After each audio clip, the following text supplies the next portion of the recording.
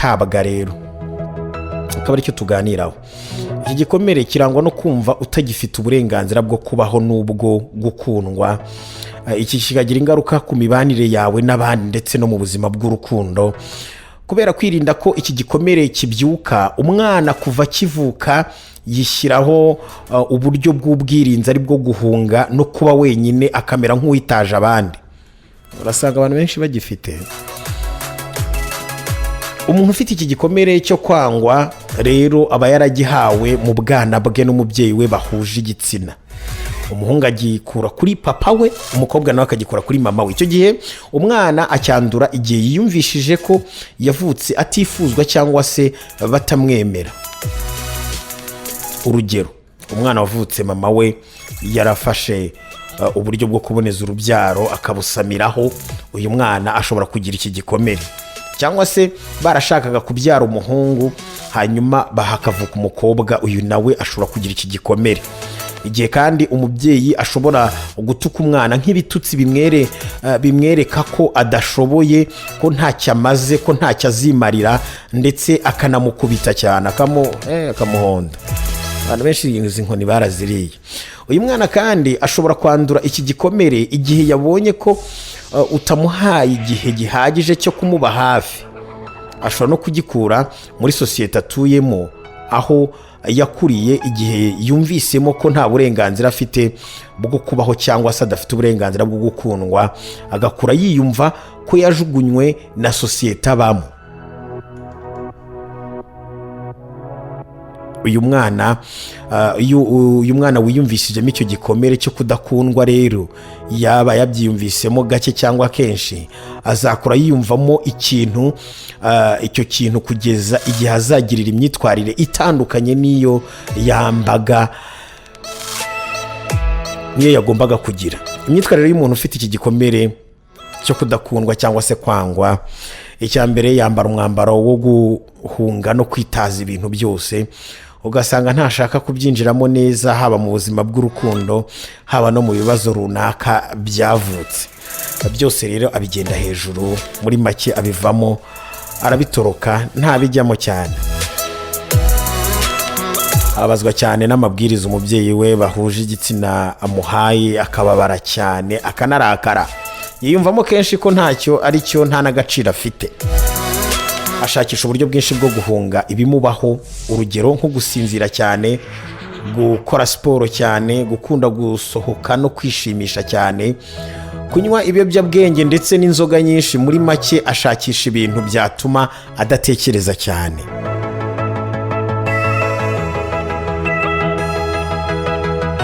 Ni umuntu uba utitaye cyane ku mafaranga cyangwa se ibintu bifatika. Ashobora kubona amafaranga agasengerera abantu kugeza ashize. Ni umuntu ukunda kwigunga cyane no kuba wenyine. Ni umuntu ushobora gushidikanya ku burenganzira bwe bwo kubaho ndetse n'ubwo gukundwa. Ni umuntu ushobora kuba yarakara cyane byihuse cyangwa akishima cyane byihuse. Ni umuntu akenshi uhorana umuhangayiko yuko atakoze neza ibyo yagombaga gukora.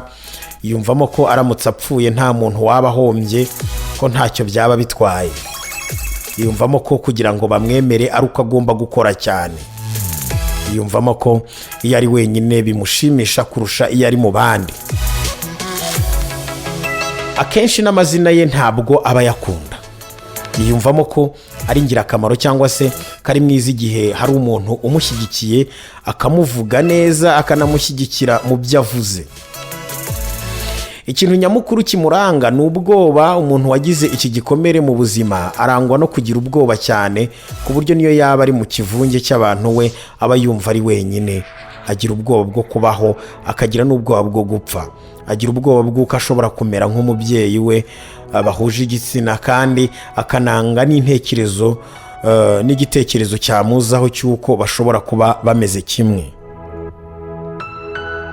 Mu rukundo ni umuntu ushobora gukomeretsa uwo bakundana atanabishaka, kubera uburyo ateye bwo kudashaka kubijyamo cyane ngo bibe ibintu bikaze. Kubera ukuntu atinya kuba yajugunywa, aba yumva aramutse abigiyemo cyane ashobora kugwa cyangwa kwangwa bikamubyukiriza igikomere.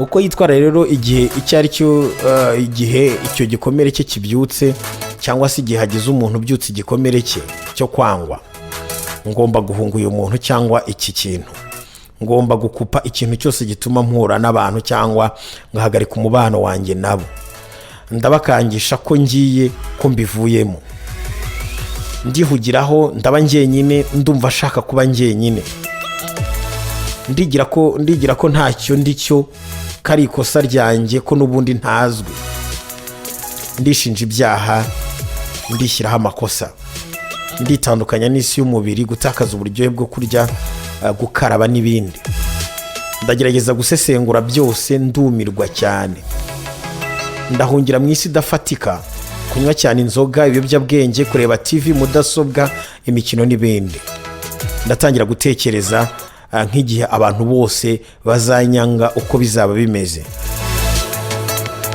nibagiwe ibyo nashakaga kuvuga byose, bibaye mu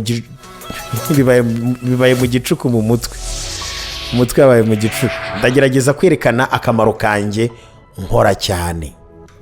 Hari n'imico y'umuntu uri mu nzira yo gukira iki gikomere cyo kwangwa, aho kugira ngo akomeze imico yo guhunga, uzibonamo ubushobozi bukomeye wifitemo bwo gukemura ibibazo no gukora neza.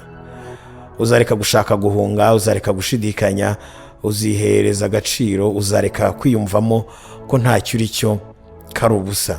Uzagira kwihangana gukomeye muri wowe, uzagira ubushobozi bwo gukora byinshi utarinze uhangayika cyane ngo ugire stress. Ubushobozi bwawe wifitemo bwo kurema udushya, guhimba no gutekereza udushya bizatera imbere. Uzajya ukora umurimo rimwe kandi uwukore neza, aho guhangayikishwa nawo ukongera ukawusubiramo.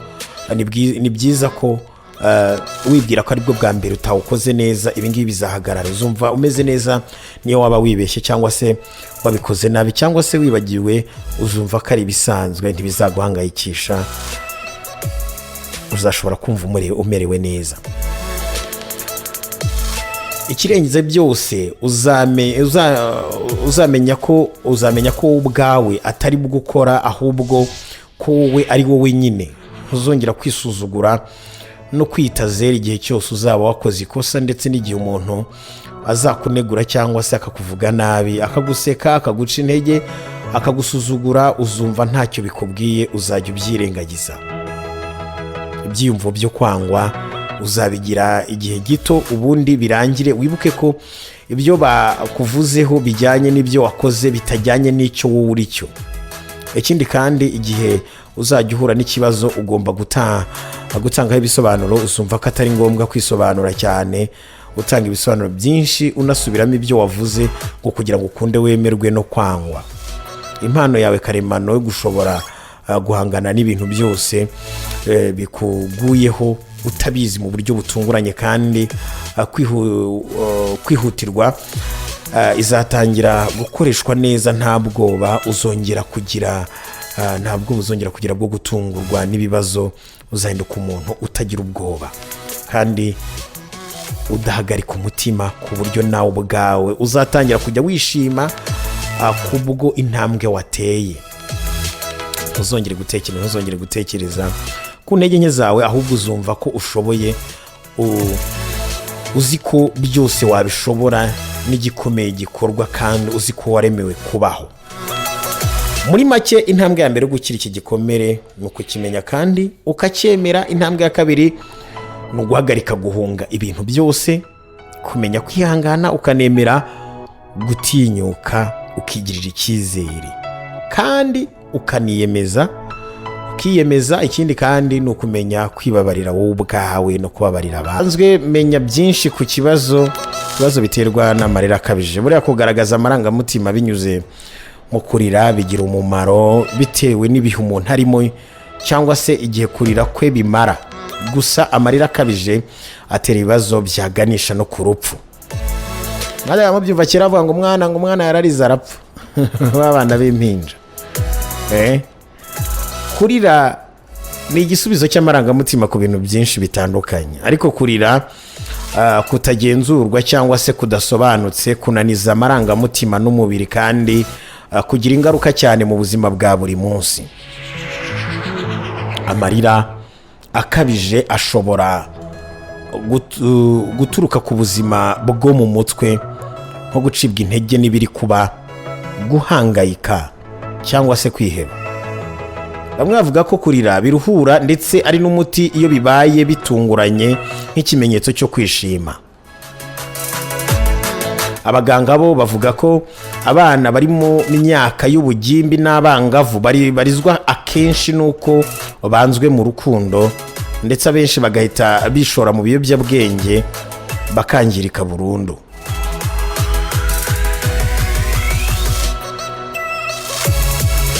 Ihatire gusanga muganga niba bimeze gutya: igihe utagishoboye kugenzura amarira, igihe urira nta mpamvu igaragara, igihe amarira abangamira ubushobozi bwo gukora ibintu, akazi ka buri munsi, igihe amarira yawe menshi ajyana no kujya kure mu ntekerezo. Ahangaha ihutire gusanga muganga niba bimeze bityo.